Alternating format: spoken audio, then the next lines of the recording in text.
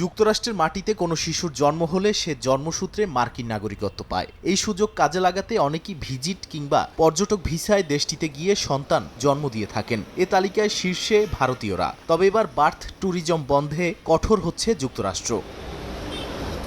ভারতে অবস্থিত মার্কিন দূতাবাস থেকে দেয়া এক বার্তায় বলা হয়েছে, কোনো ভারতীয় যদি তার সন্তান জন্ম দেওয়ার উদ্দেশ্যে যুক্তরাষ্ট্রে যাওয়ার জন্য দর্শনার্থী কিংবা ভ্রমণ ভিসার আবেদন করেন তাহলে সেই আবেদন বাতিল করা হবে। এদিকে H-1B এবং H-4 ভিসার আবেদনকারীদের জন্য নিয়ম আরও কঠোর করা হচ্ছে। মার্কিন পররাষ্ট্র দপ্তর জানিয়েছে 15 ডিসেম্বর থেকে এই ভিসার আবেদন গৃহীত হওয়ার জন্য নির্দিষ্ট মানদণ্ড পূরণের জন্য আবেদনকারীদের অনলাইন উপস্থিতি পর্যালোচনা সম্পন্ন করতে হবে।